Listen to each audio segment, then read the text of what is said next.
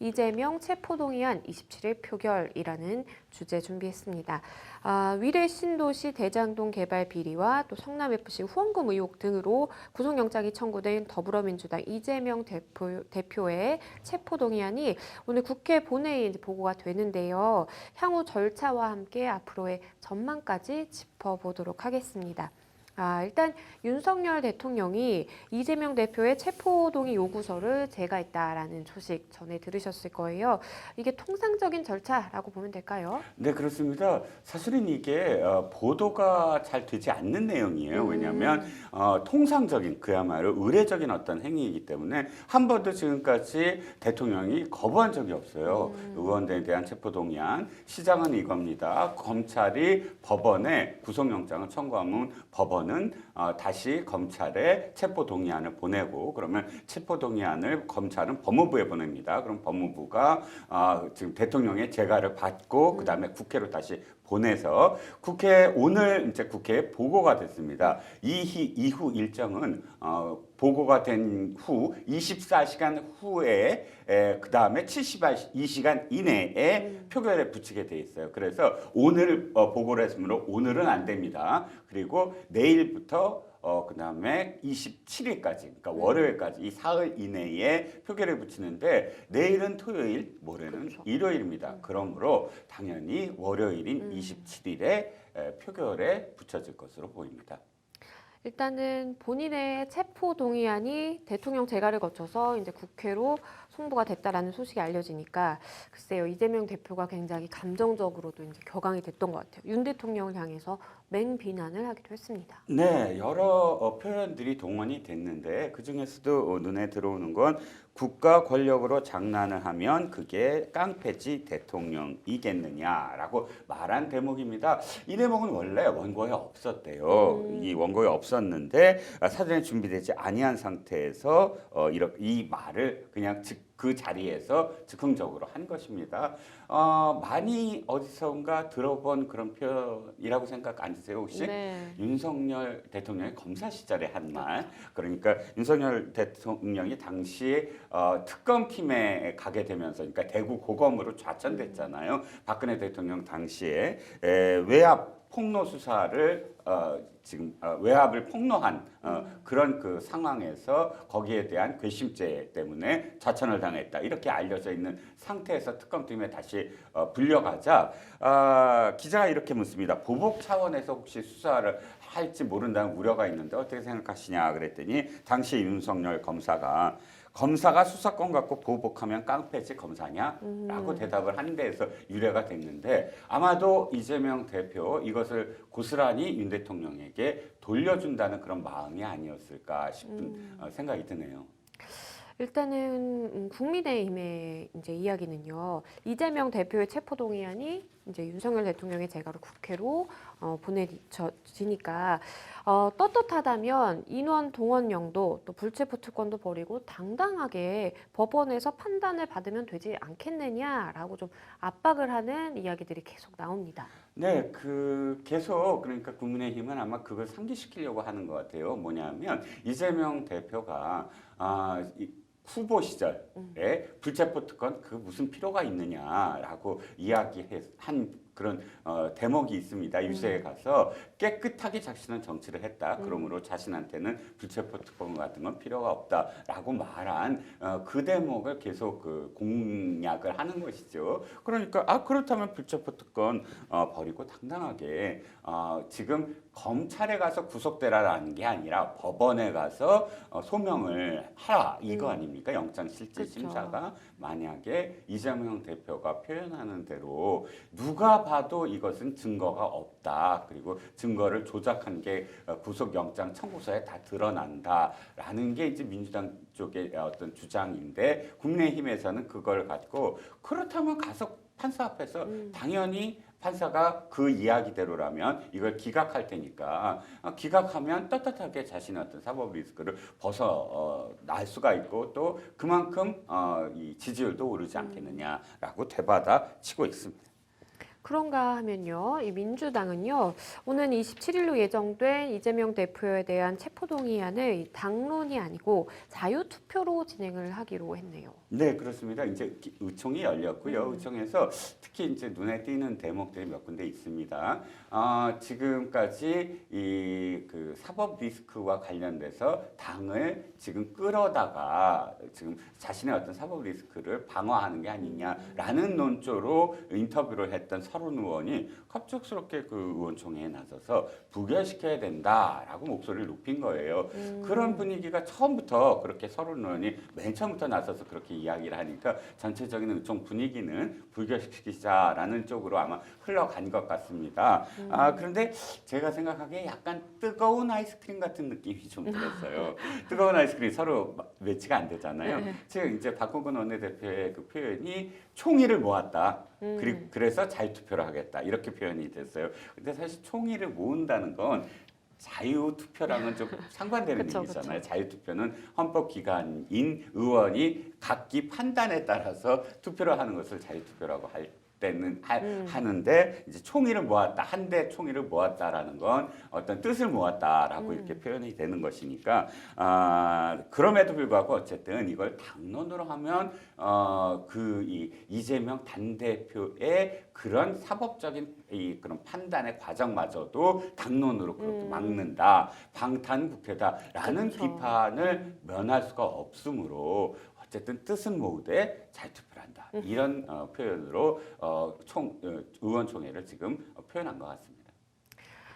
그런가 하면요. 이재명 대표의 체포동의안 가결을 주장한 사람이 있습니다. 박지현 전 민주당 비대위원장인데 이재명 대표를 향해서 당당하게 나가라라고 일침을 가했기도 했네요. 네, 박지원 전 비대위원장 지금 출당시켜라라는 그 요구가 당원 게시판, 그러니까 이 민주당의 당원 게시판에 올라와 있습니다. 네. 5만이 됐을 때 당에서 아마 지금 그 답을 해줘야 되는데 어저께까지 제가 봤을 때는 한 3만에서 4만 가까이 지금 되는 것 같아요. 네. 그러니까 지금 왜냐? 박지원 대표가 지금 해당 행위를 하고 있다라는 이유입니다. 네. 그 해당 행위의 근거가 바로 지금 앵커께서 말씀하셨듯이 이재명 대표에게 당당하게 검찰에 나가라, 또 당당하게 법원에 가서 실질 심사를 받아라라는 주장 때문이라고 생각이 드는데요.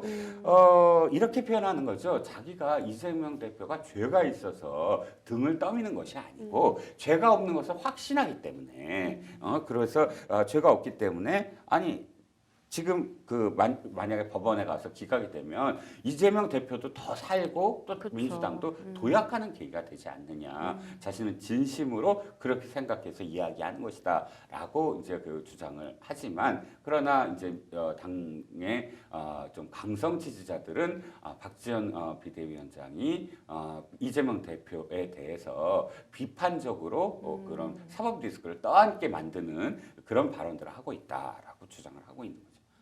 네, 각자가 취하는 입장에 따라서 정말 이걸 어떻게 보느냐 그 의견들도 굉장히 좀 첨예하게 대립을 하는 것 같은데 이상민 의원 그리고 박영선 전 장관, 박지원 전 비대위원장까지 연일 이재명 대표의 사퇴를 촉구하는 목소리가 좀 늘고 있는 것 같아요. 네, 지금까지 말씀드린 건 법원에 나갈 거냐 안 나갈 거냐, 부결이냐 가결이냐 이걸 말씀드린 것이고 지금 앵커께서 말씀하신 거는 사퇴에 대한 그쵸. 이야기예요. 부결과 관련해서 이런 이야기들이 일각에서 나오고 있는데 서른 의원이 발언한 것을 두고 지금 이야기가 번지고 있습니다. 즉 서른 의원이 우리가 부결시키면 이재명 대표가 어떤 입장을 취할 것이다라고 본회의장에서 의원총회에서 얘기를 했거든요. 네. 그럼 그 입장 발표가 무엇인가? 라고 이렇게 다들 고개를 갸웃든 거예요. 그래서 혹시 사퇴하겠다는 게 아니냐. 그러니까 부결을 조건으로 해서 사퇴를 지금 그 약속받은 게 아니냐라는 식으로 지금 해석이 좀 가고 있습니다. 그렇군요. 그렇게 더불어서 이상민 의원이라든지 또는 박영선 전 의원이 사퇴의 목소리를 높이고 있는 거예요. 박영선 전 의원은 사퇴를 포함해서 공천권을 내려놔라라고 주장을 계속 하고 있고요. 이상민 의원 같은 경우는 당원과 관련해서 당원에 명시된 대로 기소가 되면 사실상 당직을 내려놓는 것이 지금까지 그 당원에도 명기가 돼 있고 관습적으로 그렇게 해왔다. 최근에 왜 그 당직을 내려놓은 두 사람이 있지 않습니까? 정진상 정무실장, 김용 부실장. 이 사람들은 기소가 되자마자 바로 당직을 내려놨는데 당 대표가 같은 사안으로 이 대표직을 고수할 수 있겠느냐라는 게 또 이상민 의원의 지금 시각인 것 같습니다. 일면 합리적인 그런 목소리라는 생각도 좀 들고요. 정진석 비대위원장, 이재명 대표가 과거에 2차례 수사망을 피해서 도망갔던 상습 도주범이다라고 또 지적을 했네요. 네, 구속영장과 관련해서 검찰이 이렇게 그 구속영장을 청구하는 움직임을 보이자 기자가 이재명 대표를 따라가서 이렇게 물었던 거예요. 지금 검찰이 구속영장을 청구할 것 같은데요? 했더니 이재명 대표가 그때 무슨 말 하냐면 내가 어디 도망간답니까? 라고 그렇죠. 얘기를 했거든요. 네. 바로 거기에 대한 어떤 대답으로 정진석 비대위원장이 말을 한 것 같아요. 아니, 도망 안 가십니까? 도망 2번이나 가셨거든요. 하면서 옛날 사례를 얘기하는데 이를테면 가장 대표적인 게 검사 사칭. 검사 사칭한 그런 그 상황에서 소환을 하고 피의자 신분이 되자 당시에 그 응하지 않고 이 도주를 했고 그래서 수배령이 한번 내려진 적이 있어요. 당시 이재명 대표가 교회에 숨었다라고 이제 공식적으로 또 말도 해서 이런 경우를 보면 도주 우려도 있지 않느냐라고 정석 비대위원장이 꼬집은 겁니다. 네, 말씀 주신 것처럼 이재명 대표의 자서전에 2차례의 도주가 또 상세히 기록되어 있다라는 점을 꼬집으면서 이런 이야기를 했는데요. 여야가 3월 임시국회 소집을 놓고 대치 중입니다. 네, 원래 임시국회, 그러니까 정기국회는 1년에 한 번밖에 없죠. 9월 달에 열리는 거. 그럼 나머지는 다 임시국회인데 사실 옛날엔 띄엄띄엄 뭐 했어요. 그러니까 국민들이 아니 도대체 그 수많은 세비를 받아가면서 일도 안 한다라고 목소리를 높이니까 지금 임시국회를 굉장히 자주 엽니다. 3월부터 내리 6월까지 열고 그 다음에 7월 한 번 쉬고 8월부터 8월 임시국회, 9월 정기국회, 예산국회 끝나서 1월 다시 쉬고 뭐 이렇게 뭐 2월 쉬고 3월부터 다시 시작하고 이런 패턴이었거든요. 네. 그런데 지난 2월, 그러니까 지금 2월이죠. 국회가 열렸어요.